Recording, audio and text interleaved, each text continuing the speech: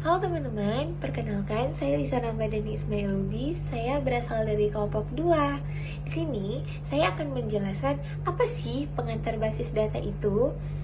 Sebelumnya, apakah teman-teman sudah tahu basis data itu? Basis data adalah sekumpulan data yang terstruktur dan saling berhubungan. Digunakan untuk menyimpan dan mengelola informasi secara efisien. Basis data membantu menghindari masalah seperti redundansi dan inkonsistensi data yang sering terjadi pada sistem penyimpanan file tradisional. Nah, selanjutnya, apa sih masalah sebelum adanya basis data atau data yang disimpan di dalam file yang terpisah-pisah? Yang pertama, itu ada redundansi data atau data yang sama muncul di beberapa file. Yang kedua, inkonsistensi data. Dan yang ketiga, kesulitan dalam mengambil informasi tanpa membuat program baru setiap kali. Apa sih manfaat dari basis data itu sendiri? Yang pertama, kecepatan dan kemudahan dalam mengakses dan memanipulasi data. Yang kedua, penggunaan bersama oleh banyak orang. Ketiga, pemutusan kontrol data untuk memudahkan manajemen. Keempat, efisiensi penyimpanan dengan mengurangi redundansi data. Dan yang kelima, keamanan dengan kontrol akses pengguna. Nah, kemudian apa sih basis data relasional itu? Nah, basis data relasional mengatur data dalam bentuk tabel yang saling berhubungan. Ini memudahkan pengambilan data yang kompleks dan menjaga integritas dan konsistensi data. Kemudian, di mana sih penerapan basis data ini? Basis data digunakan dalam berbagai sektor seperti perbankan, e-commerce, pendidikan, dan layanan kesehatan. Teknologi basis data modern juga mencakup big data, cloud computing, dan sistem. Kemudian, apa sih tantangan dan masa depan dari basis data?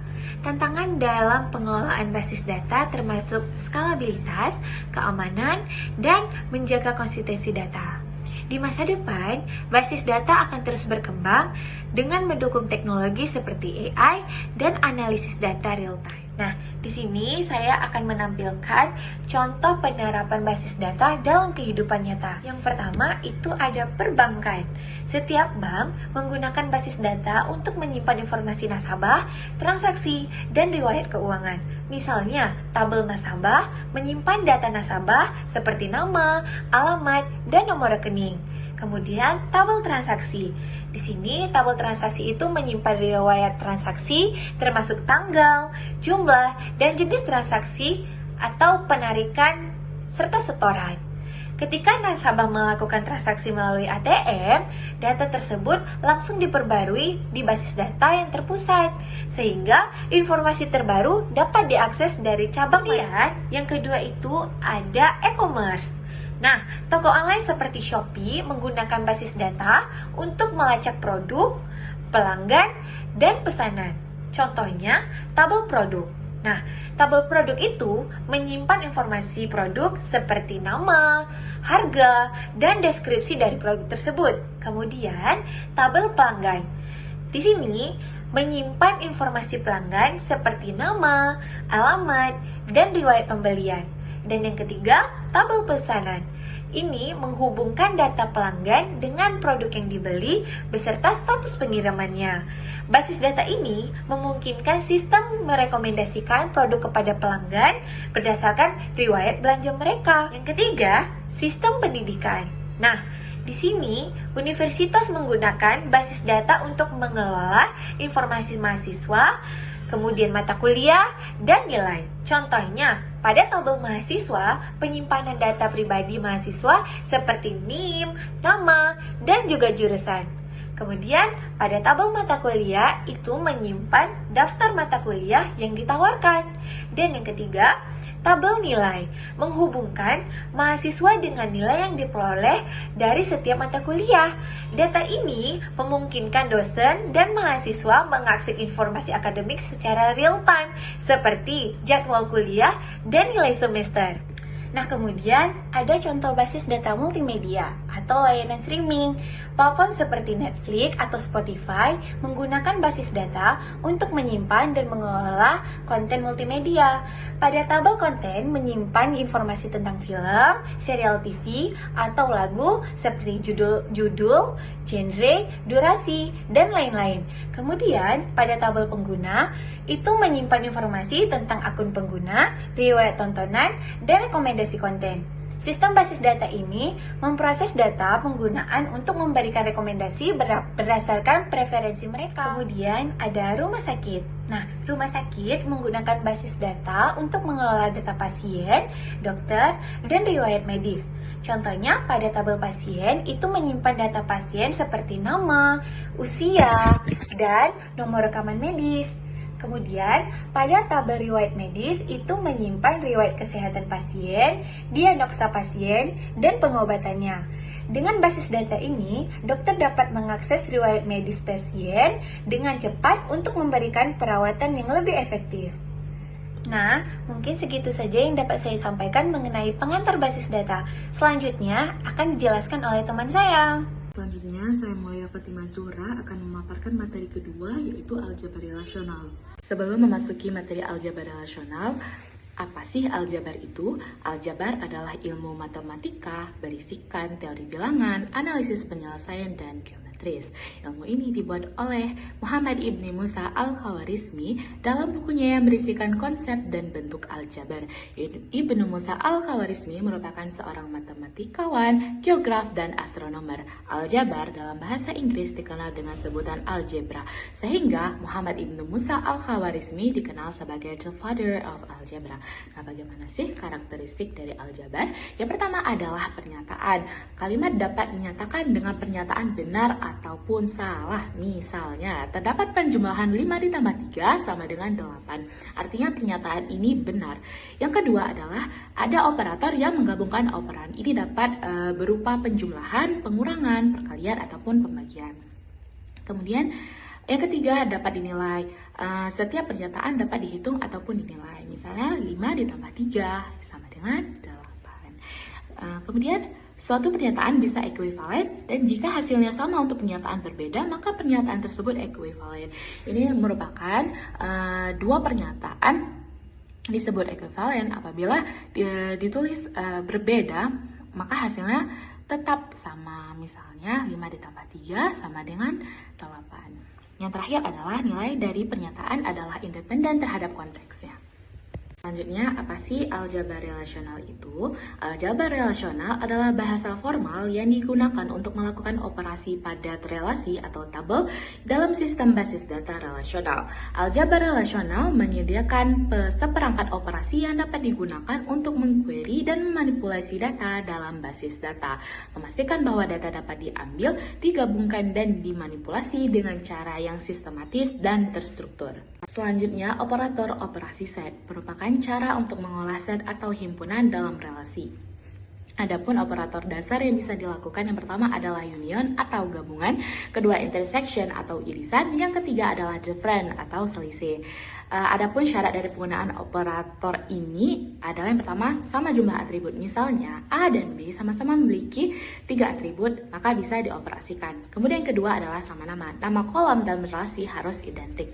Yang ketiga sama domain, artinya menggunakan tipe data yang sama. Misalnya A berisikan angka, maka yang lain juga harus berisikan angka.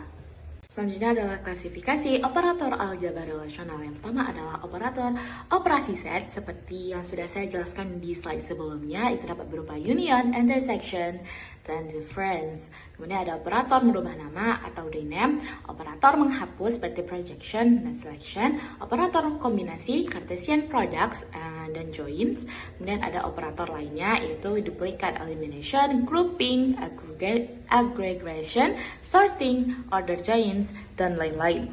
Nah, selanjutnya adalah operasi-operasi aljabar relasional. Nah, yang pertama adalah seleksi atau selection, merupakan operasi aljabar relasional yang digunakan untuk menyeleksi record atau memilih baris tertentu dari relasi atau tabel berdasarkan kondisi yang sudah ditentukan. Adapun operator perbandingannya yaitu sama dengan, tidak sama dengan, lebih dari sama dengan, kurang dari sama dengan. Nah, beberapa kondisi juga dapat dikombinasikan menjadi predikat majemuk dengan menggunakan Boolean expression seperti and, or, atau negasi. Dalam SQL, operasi ini dipresentasikan dengan klausa where. Nah, sintaksnya itu ada sigma P E1, di mana E1 merupakan relasi dan P merupakan syarat terhadap atribut E1. Adapun contohnya yaitu query untuk menampilkan daftar dosen yang tempat lahirnya di lokasi, sehingga aljabar relasional menggunakan selection di mana mengambil data dari tabel dosen yang memiliki nilai Bekasi di kolom tempat lahir. Dan yang kedua adalah proyeksi atau projection, merupakan operasi aljabar relasional yang digunakan untuk memilih kolom tertentu dari tabel. Dalam SQL ini dipresentasikan dengan klausa select, di mana sintaksnya PA1 hingga AKR, di mana R merupakan relasi, A1 hingga AK merupakan atribut dari R atau kolom-kolom yang dipilih. Dalam contoh tersebut menunjukkan bahwasannya relasi E1 atau tabel E1 hanya memilih kolom dari A dan C, sehingga yang ditampilkan hanya kolom-kolom dari A dan C saja. Ketiga adalah union, merupakan operasi aljabar relasional yang digunakan untuk menggabungkan dua relasi atau tabel dengan catatan kedua tabel memiliki atribut atau jumlah kolom yang sama. Adapun sintaksnya yaitu E1 union E2 atau gabungan dari tabel E1 dan E2. Nah, di dalam contoh menunjukkan bahwasanya terdapat tabel R1 dan R2 dengan menggunakan operasi union, maka menghasilkan tabel baru sebagai hasil dari gabungan R1 dan R2 yang berisi semua baris tanpa mengalami duplikasi. Nah, selanjutnya adalah difference atau selisih, merupakan operasi aljabar relasional yang digunakan untuk menemukan data unik dari satu tabel yang tidak ada di tabel yang lainnya. Adapun sintaksnya yaitu E1 difference E2, yang artinya adalah selisih dari E1 dengan E2. Dan di contoh pertama menunjukkan bahwasannya terdapat tabel E1 dan E2 dengan menggunakan operasi difference, artinya kita akan menemukan data unik dari E1 yang tidak ada di E2. Nah, selanjutnya ada contoh kedua, yaitu terdapat tabel perpustakaan A dan tabel perpustakaan B. Dengan menggunakan operasi difference, artinya kita akan menemukan data unik dari tabel perpustakaan A yang tidak ada di perpustakaan B, sehingga keluarlah tabel yang berisi pemrograman Python dan jaringan komputer. Nah, difference ini juga sama dengan union, harus memiliki struktur kolom yang sama, yaitu memiliki atribut atau jumlah kolom yang sama. Selanjutnya adalah intersection atau irisan, merupakan operasi aljabar relasional yang digunakan untuk menemukan kesamaan anggota dari dua relasi yang berbeda. Nah, adapun sintaksnya yaitu E1 intersection E2 ataupun irisan dari E1 dan E2. Nah, terdapat contoh bahwasannya terdapat dua relasi yang berbeda, yaitu E1 dan E2 dengan menggunakan operasi intersection, artinya kita akan mengiriskan E1 dan E2 sehingga menghasilkan relasi baru yang berisi tupel-tupel yang berada di E1 dan E2. Di contoh kedua juga menunjukkan bahwasannya terdapat relasi yang berbeda, yaitu tabel produk elektronik dan tabel produk rumah tangga. Apabila menggunakan operasi intersection, artinya kita akan menemukan kesamaan anggota antar dua relasi yang berbeda, sehingga relasi baru menunjukkan smartphone dan tabel sebagai hasil tupel-tupel yang berada di tabel produk elektronik dan tabel produk rumah tangga. Rename merupakan operator dalam aljabar relasional yang memungkinkan kita untuk merubah tabel atau atribut atau kolom tanpa mengubah isinya. Adapun sintaksnya itu row X E1 atau mengubah E1 menjadi X, atau X merupakan rename dari E1 yang merupakan tabel asli. Nah, di dalam contoh menunjukkan bahwasannya query meminta kita untuk menyalin tabel baru dengan nama dosen new, tetapi hanya mencakup data dosen yang berjenis kelamin pria. Nah, dalam operator rename ini, kita akan memilih seluruh data dari tabel dosen yang memiliki nilai pria dalam kolom jenis kelamin dan mengubah hasil dari seleksi tersebut ke dalam tabel baru yaitu dosen new. Sehingga dosen new merupakan rename dari tabel dosen. Selanjutnya adalah operator bersarang. Operator bersarang adalah kombinasi dari beberapa operator aljabar relasional secara berurutan atau bersarang untuk memproses data. Operator bersarang ini memungkinkan kita untuk melakukan operasi yang lebih kompleks pada data. Nah, di sini terdapat contoh selection bersarang di mana terdapat relasi mahasiswa dengan atribut nama, program studi, dan IPK. Di sini terdapat operator bersarang bahwasannya terdapat dua kondisi yang harus dipenuhi, yaitu yang pertama adalah mahasiswa dari program studi manajemen dan ber-IPK 4 dan dihubungkan dengan operator logika N. Sehingga relasi mahasiswa akan memfilter data dan menampilkan data mahasiswa dari program studi manajemen dan ber-IPK 4. Selanjutnya adalah penerapan operator. Yang pertama adalah projection atau proyeksi, itu disimbolkan dengan P. Penerapan operator proyeksi ini dapat diterapkan jikalau relasi R memiliki ketersediaan atribut, artinya A1 hingga AK harus ada dalam relasi R. Misalnya terdapat dalam contoh terdapat relasi R dengan atribut NIM, nama, jurusan, dan tahun masuk. Dan jika kita ingin memilih daftar dari NIM dan nama saja, kita dapat menggunakan operator dari projection karena NIM dan nama merupakan atribut yang terdapat dalam relasi R, sehingga menghasilkan sebuah relasi baru yang hanya berisi kolom NIM dan nama saja. Kemudian yang kedua adalah selection. Selection atau seleksi ini disimbolkan dengan sigma, sama halnya dengan projection. Selection juga membutuhkan ketersediaan atribut, artinya semua atribut yang akan digunakan dalam kondisi seleksi harus ada dalam relasi R. Nah, dan bertipe data sama. Terdapat dalam contoh relasi R dengan atribut NIM, nama, jurusan, tahun masuk. Jika kita ingin memilih mahasiswa yang masuk di tahun 2020, kita dapat menggunakan operator selection. Dari operator ini menghasilkan sebuah relasi baru yang akan menggunakan seluruh atribut di dalam R, tetapi hanya untuk nilai yang masuk di tahun 2020 saja.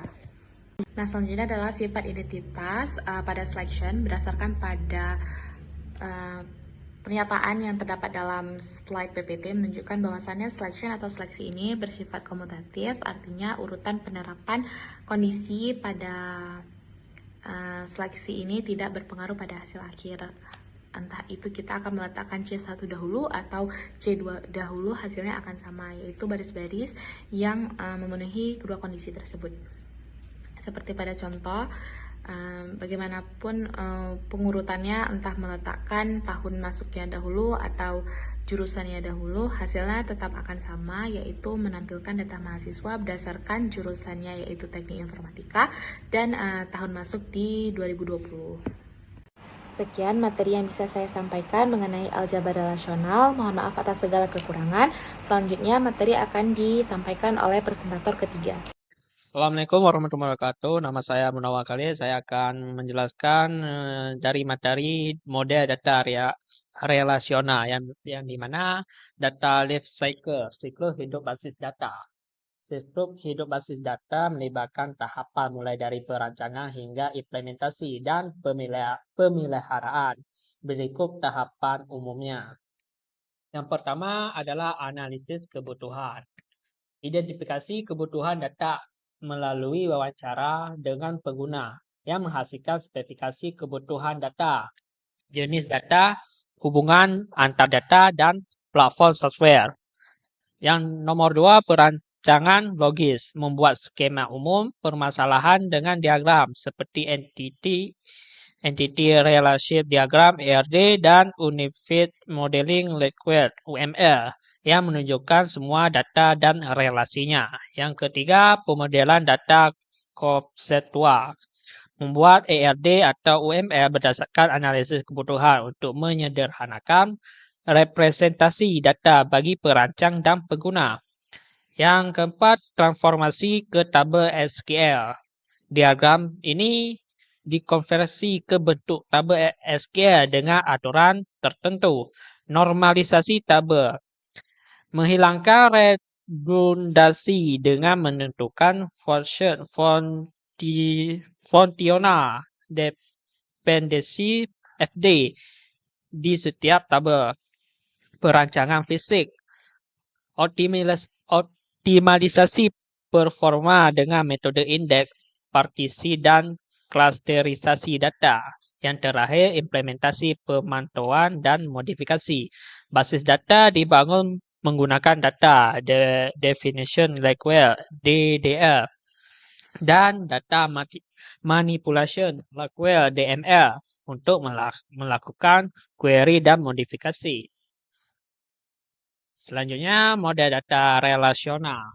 Model ini adalah pendekatan logis, merepresentasikan data dalam bentuk tabel dua dimensi yang disebut relasi. Setiap tabel terdiri dari baris dan kolom yang menggambarkan sebuah file data.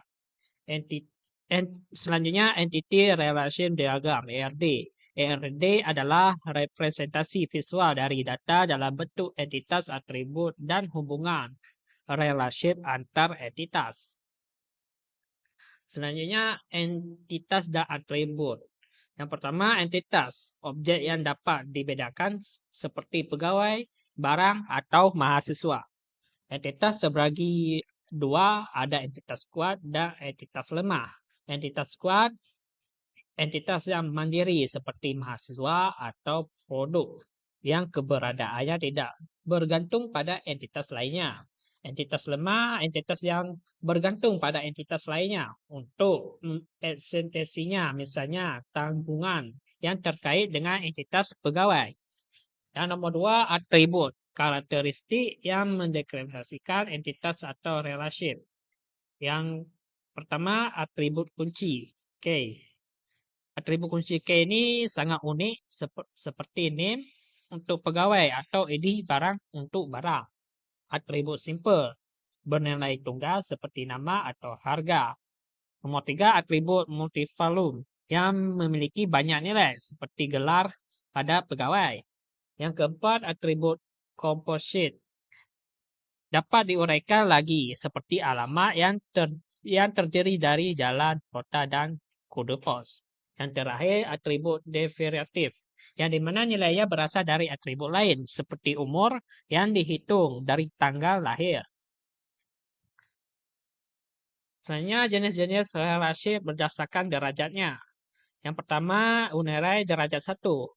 Relasi ini yang menghubungkan satu entitas dengan entitas yang sama, misalnya pegawai yang menjadi superior dari pegawai lainnya. Yang kedua, binary derajat 2. Relasi antara dua entitas ini yang berbeda. Contoh, pegawai yang bekerja di departemen. Ternary derajat ketiga.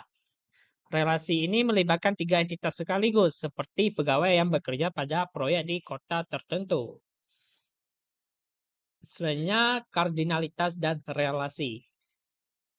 Kardinalitas menggambarkan jumlah maksimum entitas dalam setiap hubungan. Yang pertama, one-to-one, yang dimana satu entitas dalam tabel A hanya berhubungan dengan satu entitas dalam tabel B. Contoh, satu pegawai hanya menjadi kepala satu departemen. Nomor 2, one-to-many. Satu entitas dalam tabel A menghubungkan banyak entitas dalam tabel B. Contoh, satu departemen memiliki banyak pegawai. Money to money, yang dimana banyak entitas ini menghubungkan dengan banyak entitas di tabel lain. Contoh, pegawai yang dapat mengerjakan beberapa proyek dan setiap proyek dikerjakan oleh banyak pegawai.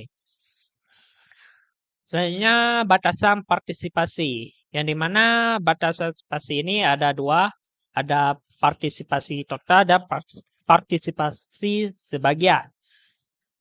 Partisipasi total ini semua entitas dalam suatu set harus berhubungan dengan entitas lain. Contoh, setiap dosen harus harus mengajar mata kuliah tertentu. partisipasi sebagian, ini tidak semua entitas berhubungan dengan entitas lain. Contoh, tidak semua dosen menjadi koordinator. Tahapan pembuatan ERD. Ada 4 tahapan pembuatan ERD. Yang pertama, identifikasi himpunan entitas, yang dimana menentukan semua entitas yang akan terlibat. Yang kedua, menentukan atribut kunci. Ini menentukan atribut yang bersifat unik untuk setiap entitas. Identifikasi himpunan relasi. Menentukan semua relasi entitas antar entitas termasuk foreign key-nya. Menentukan derajat kardinalitas relasi, menentukan tipe hubungan one to one atau one to many, dan batasan partisipasi. Konvensi penamaan dalam ERD. Ada 4 poin dalam konvensi penamaan dalam ERD. Yang pertama, gunakan nama yang jelas untuk entitas, atribut, dan relasi. Yang kedua, nama entitas biasanya berbentuk kata, benda, misalnya pegawai. Yang ketiga, nama relasi cenderung menggunakan kata kerja, misal bekerja pada. Huruf kapital digunakan pada nama entitas dan relasi, sedangkan atribut menggunakan huruf kapital di awal kata. Selanjutnya, contoh ERD dasar. Yang pertama, entitas seperti pegawai dan departemen mungkin memiliki relasi one to many, satu ke banyak, di mana satu departemen dapat memiliki banyak pegawai, seperti contoh di bawah ini. Satu departemen memiliki banyak pegawai. Contoh yang lainnya adalah hubungan many to many, banyak ke banyak, seperti antara pegawai dan proyek. Di sini seorang pegawai dapat bekerja beberapa proyek. Dan sebuah proyek bisa melibatkan beberapa pegawai. Banyak pegawai memiliki banyak proyek. Entitas dan atribut. Misalnya, entitas pegawai memiliki atribut name, nomor identifikasi pegawai, dan nama alamat, nomor HP. Untuk entitas barang, atribut mungkin termasuk ID barang dan nama barang dan harga.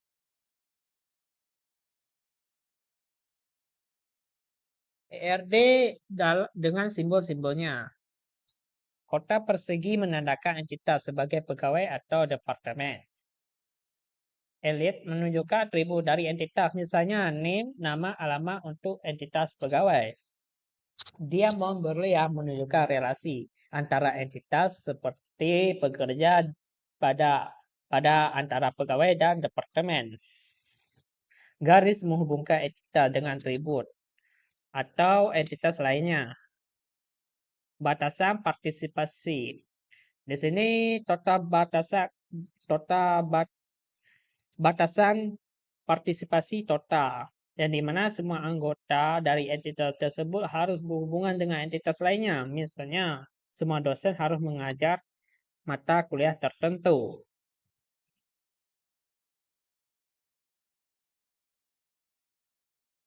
Selanjutnya, partisipasi sebagian. Jadi, tidak semua anggota entitas tersebut memiliki relasi. Contoh yang di atas ini, tidak semua dosen dalam koordinator di antara sesama dosennya. Selanjutnya adalah contoh diagram ERD yang terakhir. Jadi satu fakultas mendaftar ke banyak mahasiswa. Banyak mahasiswa bisa mengambil banyak mata kuliah. Sebaliknya, satu fakultas memiliki banyak dosen. Satu dosen mengajar ke banyak mata kuliah. Sekian. Terima kasih.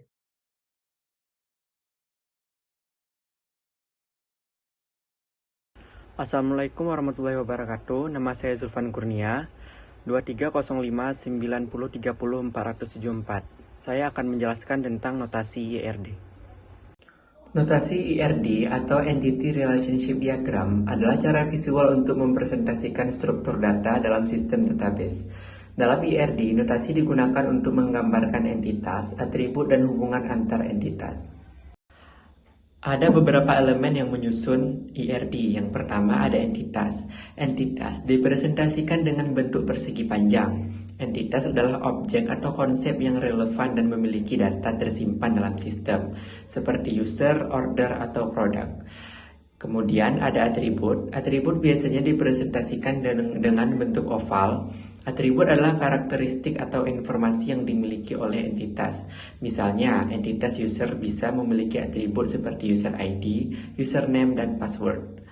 Kemudian ada relasi. Relasi ditunjukkan dengan bentuk berlian atau diamond. Relasi adalah koneksi antara dua entitas. Misalnya, relasi membuat dapat menghubungkan entitas user dengan order. Dan selanjutnya yang terakhir ada relasi. Relasi adalah kardinalitas yang menggambarkan batas hubungan antara entitas, seperti one to one atau satu ke satu, one to many atau satu ke banyak, dan many to many atau banyak ke banyak. Hal ini menunjukkan berapa banyak entitas yang dapat digabungkan dalam suatu relasi tertentu. Selanjutnya ada kardinalitas. Kardinalitas dalam IRD menggambarkan jumlah maksimum keterlibatan entitas dalam suatu relasi. Kardinalitas menunjukkan berapa banyak entitas yang dapat berpartisipasi dalam suatu hubungan tertentu dan membantu merancang aturan dalam database. Kardinalitas dalam IRD biasanya dinyatakan dengan simbol seperti one atau n/m atau many. Kemudian ada beberapa aspek yang membentuk kardinalitas. Yang pertama ada one-to-one. One-to-one adalah entitas dalam satu set yang terkait dengan satu entitas dalam set lainnya. Misalnya, hubungan antara entitas orang dan nomor KTP. Satu orang hanya memiliki satu KTP dan satu KTP hanya dimiliki satu orang. Selanjutnya, one-to-many. One-to-many bisa berhubungan dengan beberapa entitas dalam set lain, namun entitas dalam set lain hanya bisa berhubungan dengan satu entitas di set pertama. Contohnya, hubungan antara kelas dan siswa. Satu kelas bisa memiliki banyak siswa, tetapi satu siswa hanya ada di satu kelas. Kemudian, ada many to many atau banyak ke banyak. Setiap entitas dalam satu set bisa berhubungan dengan beberapa entitas di set lain. Dan sebaliknya, misalnya hubungan antara entitas mahasiswa dan mata kuliah. Satu mahasiswa bisa mengambil banyak mata kuliah dan satu mata kuliah bisa diambil oleh banyak mahasiswa. Kemudian ada jenis notasi IRD. Dalam pembuatan Entity Relationship Diagram atau IRD, ada beberapa jenis notasi yang populer digunakan untuk mempresentasikan komponen-komponennya. Di antaranya yang pertama ada notasi chain. Di sini, entitasnya digambarkan sebagai persegi panjang dengan nama entitas di dalamnya. Kemudian, atribut digambarkan sebagai oval yang dihubungkan ke entitas. Setiap entitas memiliki atribut sendiri-sendiri, dan atribut tersebut ditunjukkan secara jelas dengan bentuk oval. Kemudian, relasinya ditunjukkan dengan bentuk berlian atau diamond, yang menghubungkan entitas yang terlibat. Kardinalitasnya ditunjukkan dengan angka 1, n, atau one dan many di sisi entitas yang terlibat. Kemudian kelebihannya, notasi chain sangat jelas dan detail dalam mempresentasikan atribut entitas, sehingga cocok untuk analisis konseptual database yang lebih mendalam. Kemudian ada contoh IRD dengan notasi chain, di mana seorang mahasiswa boleh mengambil banyak mata kuliah sekaligus, demikian pula sebaliknya. Tetapi boleh juga seorang mahasiswa tidak mengambil mata kuliah satupun, karena cuti misalnya, sehingga derajat minimum 0 terjadi pada entitas mahasiswa.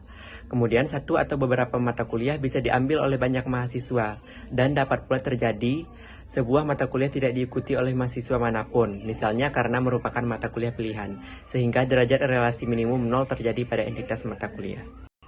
Kemudian ada notasi crossword. Di sini, entitasnya digambarkan sebagai persegi panjang dengan nama entitas di dalamnya, mirip dengan notasi chain. Kemudian, atributnya tidak ditunjukkan secara eksplisit pada diagram, sehingga fokus lebih kepada hubungan antara entitas. Atribut biasanya dicantumkan dalam teks atau dokumentasi terpisah. Kemudian, relasinya ditunjukkan dengan garis yang menghubungkan entitas dan memiliki simbol khusus di ujungnya untuk menunjukkan kardinalitas. Kardinalitas ditunjukkan dengan simbol khusus seperti simbol kaki gagak atau crossfoot untuk menunjukkan hubungan many atau banyak. Kemudian ada simbol garis tunggal untuk hubungan satu atau one, dan lingkaran untuk menunjukkan opsionalitas atau zero, garis vertikal untuk menandakan mandatory. Kelebihannya adalah Crossfoot lebih ringkas dan mudah dibaca, terutama untuk database yang besar dan kompleks. Gambar ini merupakan contoh IRD dengan notasi Crossfoot, di mana dosen boleh mengajar banyak mata kuliah sekaligus, tetapi bisa juga belum atau tidak mengajar satu mata kuliah pun. Derajat dan relasi minimum 0 pada entitas mata kuliah. Setiap mata kuliah hanya boleh diajarkan oleh seorang dosen dan tidak boleh ada mata kuliah yang belum atau tidak ditentukan siapa dosennya. Sehingga derajat dan relasi minimum pada entitas dosen adalah 1. Ada fitur lainnya setelah IRD yaitu IIR atau Exchange Entity Relationship. Ini adalah pengembangan dari IRD yang memiliki fitur-fitur lanjutan untuk mendukung pemodelan database yang lebih kompleks. Salah satu fitur utama dalam IIR adalah kemampuan untuk mempresentasikan hierarki supertipe, subtipe yang memungkinkan pengembangan hubungan hierarkis antar entitas. Fitur ini berguna dalam situasi di mana terdapat entitas induk atau supertipe yang memiliki karakteristik umum, tetapi juga beberapa entitas turunan atau subtipe dengan karakteristik khusus. Selanjutnya ada fitur dari IIR. Yang pertama ada supertipe. Supertipe adalah entitas induk yang memiliki atribut umum yang bisa dimiliki oleh beberapa entitas turunan. Contohnya, dalam sebuah sistem universitas, entitas orang dapat menjadi supertipe yang mencakup atribut umum seperti nama, alamat, dan tanggal lahir. Kemudian ada subtipe. Subtipe adalah entitas turunan yang mewarisi atribut supertipe, tetapi juga memiliki atribut khusus. Dalam contoh universitas, dosen dan mahasiswa bisa menjadi subtipe dari orang. Dosen memiliki atribut tambahan seperti gelar akademik, sementara mahasiswa memiliki atribut khusus seperti program studi. Kemudian ada hierarki dan pewarisan atribut. Subtipe mewarisi atribut dari supertipe, tetapi juga bisa memiliki atribut dan relasi tambahan. Pewarisan atribut ini membantu dalam menghindari duplikasi data. Misalnya, nama dan alamat dari supertipe orang tidak perlu dicatat ulang di setiap subtipe. Kemudian ada disjoin. Setiap entitas dari supertipe hanya dapat menjadi anggota satu subtipe. Misalnya, orang hanya bisa menjadi dosen atau mahasiswa, tetapi tidak keduanya. Kemudian ada overlap atau tumpang tindih. Entitas dari supertipe bisa menjadi anggota lebih dari satu subtipe. Misalnya dalam contoh lain, entitas karyawan bisa memiliki subtipe pegawai penuh waktu dan pegawai paruh waktu. Dan seorang karyawan bisa menjadi anggota keduanya. Kendala partisipasi. Di sini akan menunjukkan apakah semua entitas supertipe harus menjadi bagian dari subtipe atau tidak. Selanjutnya, total participation atau partisipasi total. Setiap entitas supertipe wajib menjadi anggota subtipe. Misalnya, setiap orang harus menjadi dosen atau mahasiswa. Kemudian ada partial participation atau partisipasi parsial. Tidak semua entitas supertipe harus menjadi bagian dari subtipe. Poin selanjutnya ada keuntungan penggunaan IIR dengan supertipe dan subtipe. Yang pertama ada efisiensi dalam struktur database. Di sini akan mengurangi redundansi dengan memungkinkan pewarisan atribut dari supertipe ke subtipe. Yang kedua, ada keterbacaan dan kejelasan, di mana di sini akan memudahkan untuk melihat hubungan hierarkis dan perbedaan antara jenis-jenis entitas. Selanjutnya ada fleksibilitas, merupakan perubahan struktur tanpa perlu banyak perubahan pada database, karena entitas turunan atau subtipe hanya menambahkan data khusus yang diperlukan. Agregasi. Agregasi merupakan teknik yang digunakan untuk mempresentasikan hubungan yang lebih kompleks, di mana suatu relasi antara entitas-entitas dianggap sebagai entitas baru yang memiliki hubungan dengan entitas lainnya. Kemudian ada konsep dasar agregasi. Agregasi memungkinkan kita untuk memperlakukan suatu relasi sebagai entitas tunggal, sehingga relasi tersebut bisa memiliki hubungan dengan entitas lain. Agregasi berguna dalam pemodelan situasi yang kompleks di mana kita perlu menangkap konsep-konsep abstrak dari interaksi antar entitas. Agregasi sangat cocok digunakan ketika ada kebutuhan untuk menghubungkan suatu relasi dengan entitas lain yang tidak bisa dipresentasikan. Kemudian, relasi antar entitas melibatkan interaksi yang kompleks dan membutuhkan pelacakan lebih lanjut. juga sebagai penyederhanaan model IRD yang mengelompokkan relasi menjadi satu kesatuan yang bisa direlasi lebih lanjut. Kemudian ada keuntungan menggunakan agregasi. Yang pertama, untuk menyederhanakan struktur diagram. Kemudian untuk pemodelan yang lebih kompleks, di mana di sini akan memberikan fleksibilitas dan pemodelan dalam pemodelan database, khususnya di dalam sistem yang melibatkan banyak entitas dan hubungan antar entitas. Selanjutnya akan mempermudah pemahaman. Dengan menjadikan relasi sebagai entitas agregasi, diagram menjadi lebih mudah dibaca dan dipahami dalam konteks yang lebih kompleks. Ada contoh kasus yang mewakili dari konsep dasar agregasi. Misalkan, yang pertama mahasiswa mengambil mata kuliah, kemudian dosen mengawasi pengambilan mata kuliah oleh mahasiswa.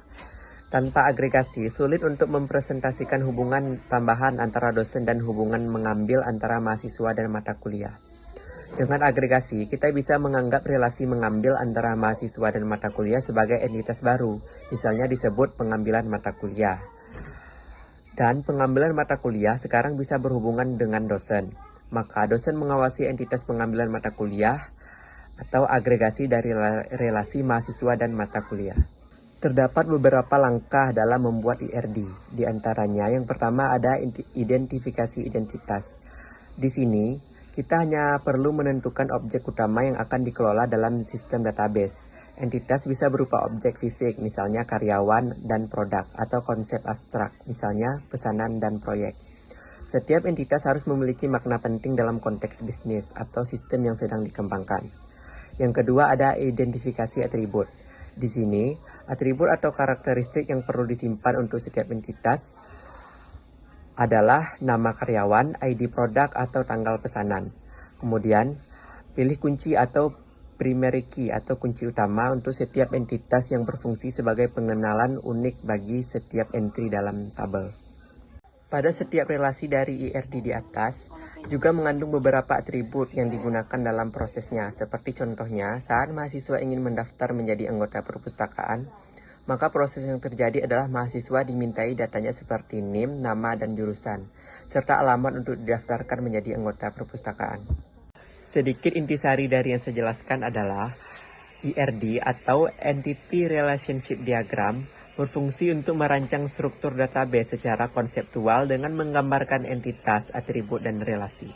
IRD dibuat dalam beberapa jenis notasi seperti notasi chain untuk detail tinggi, crossfoot untuk diagram yang lebih sederhana, serta IIR yang mendukung hierarki supertipe, subtipe, agar entitas dapat berbagi atribut umum sekaligus memiliki karakteristik spesifik.